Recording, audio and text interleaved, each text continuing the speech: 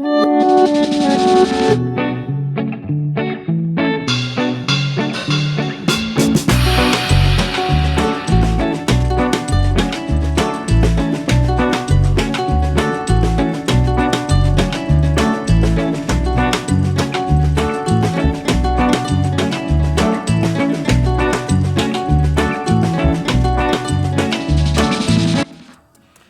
บายดีเบิร์ดทุกคนเด้อผู้ใดที่เข้ามาเบิ่งคลิปของบ่าวสารเนาะในมื้อนี้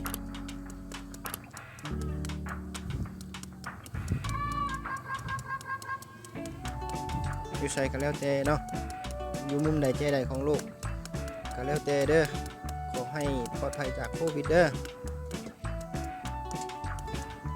สุขกายสุขใจเนาะอยู่ใส่จะมีความสุขและอยู่รู้แหละพี่น้องมีความสุขบ่มีพยาธิพะเยาอยู่ใส่ก็ได้อยู่ไปโลดโอเคแล้วนะสำหรับการฝานเนาะสำเร็จไปแล้วเนาะที่นี่เรามาตำกันเลยเนาะโอเคเนาะวันนี้เราจะมาตำกันเลยเนาะทุกคนเนาะตำเผ็ดๆนิดนึงมันจะค่อยสะใจเนาะหลายเติบเนาะ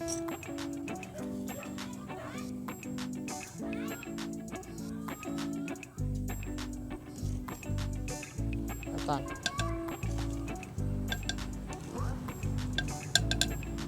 ใส่อีก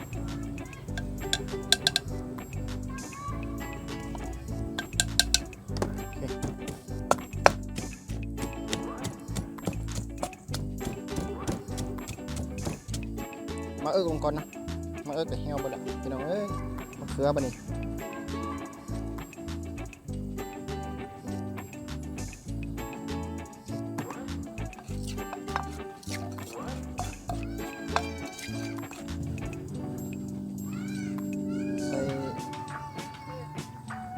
ใส่2 บ้วงก่อน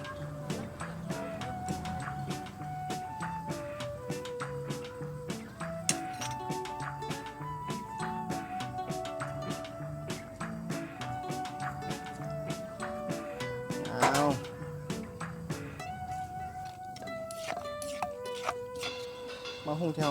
โอ้โหใส่เลยมาหุ้งเทาฝานไว้เมื่อกี้นี่ใส่เลย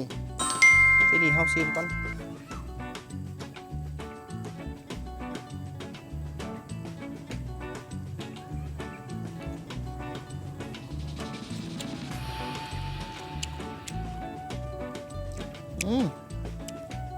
โอเคแล้วพี่น้องเนาะเป็นไรมาพี่น้องแล้วเนาะวันนี้เขามีหลายอย่างอยู่เนาะเมนูที่ว่าเป็นผักกับเนาะอันนี้คือตำมะฮุ่งเด้อพี่น้องเด้อแล้วก็มีมักแตงเนาะมีมักแตงกับแล้วก็มีมักทั่วอันนี้มักผักคะผักเงาเนาะแล้วก็มีนวดมึกเนาะเขาได้นวดมึกมามื้อนี้แล้วก็มีกระลำแล้วก็มักแข้งอันนี้มากมะลินไม้เนาะลองกินดิบเบิ่งเนาะแล้วก็มีมะเขือนะมะเขือน้อยมาละจาก2-3 มากนะโอเคมาคำแล้วเนาะฮิบกินจะน้อยมันสิมืดเนาะโอ้ยยุงกับมาไล่แล้วปะนี่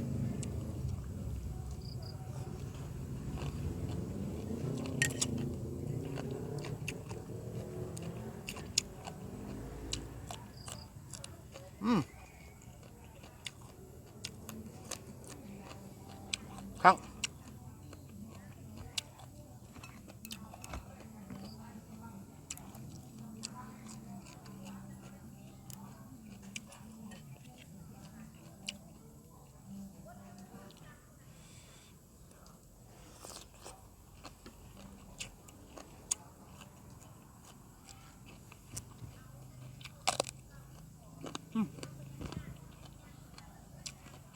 หากเคยกินเนาะกินดิบแต่แซ่บเลยเนาะรสชาติจะขมๆเนาะพี่น้อง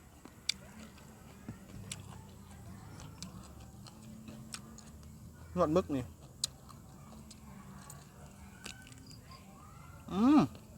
นุ่มเนาะ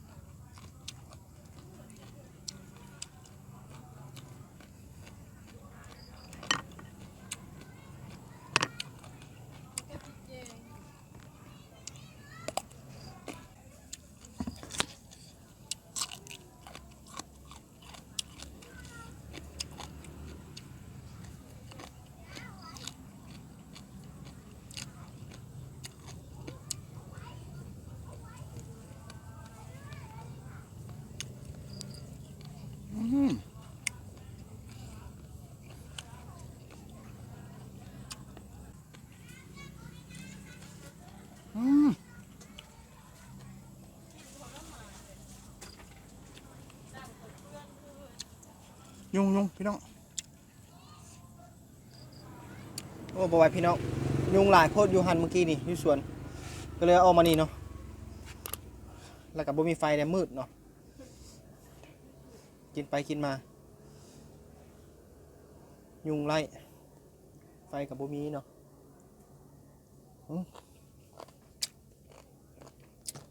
เปลี่ยน2 บอลแล้วมากินต่อ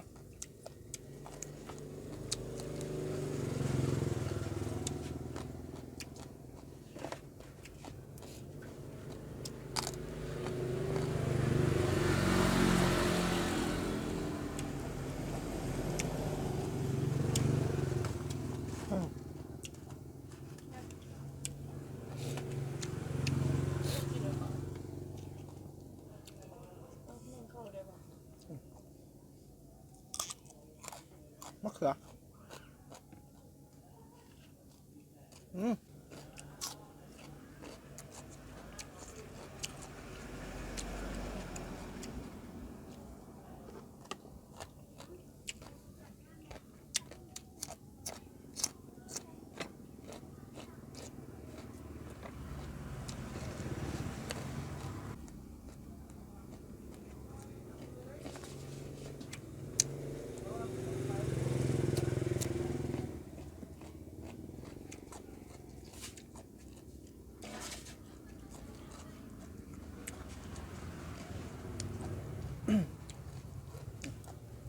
ลองนวดมันจะบาดดู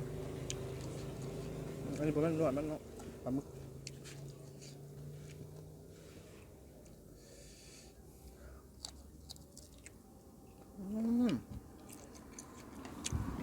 กรอบมันเลยนี่กรอบเห็นหน้าอยู่อ่ะ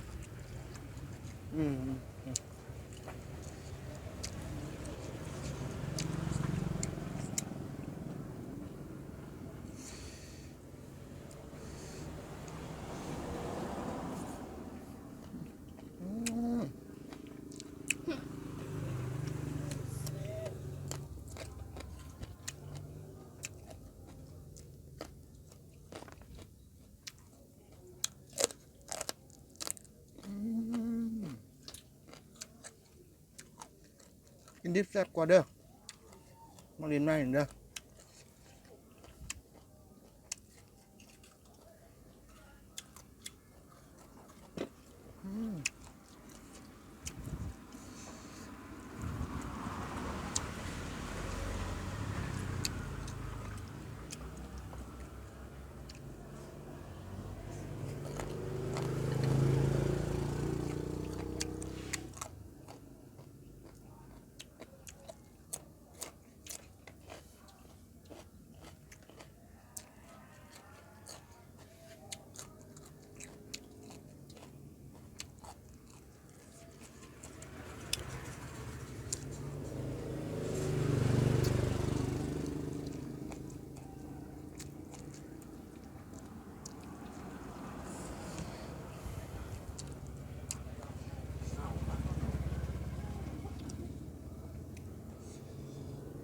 จะตันให้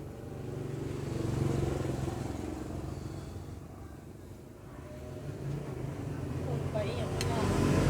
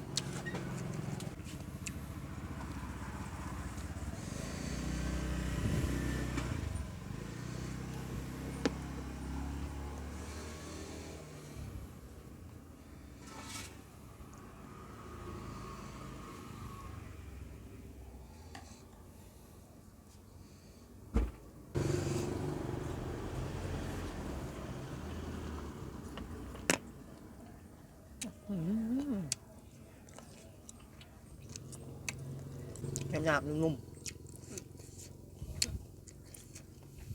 ๆนวดเลย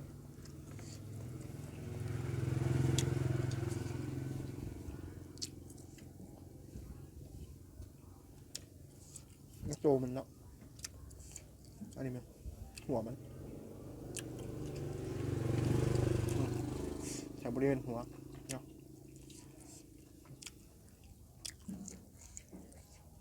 เจ้าบุปผาเป็นยังไง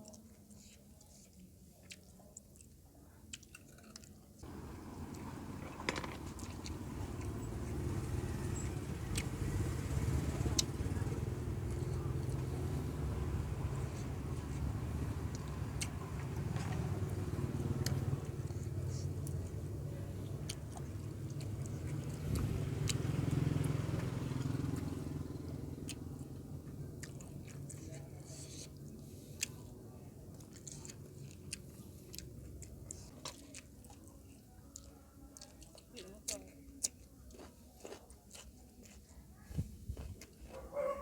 มาละ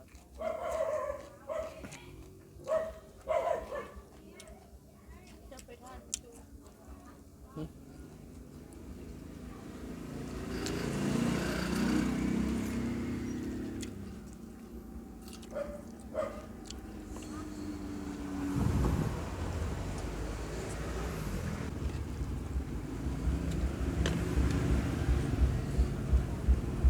เอาหัวมันจังหน่อยหนึ่งดูนะเอาไหม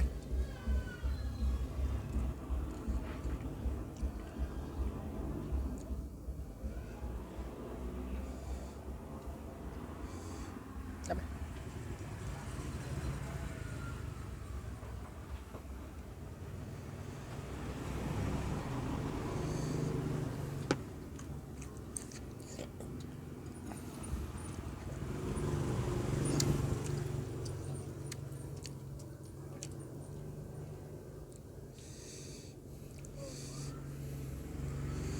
สำหรับในการตำมะฮุ่งเนาะมักก็คือกันนะพี่น้องเนาะผู้ลางคนกับมักกระเดกปุ๊กๆเนาะ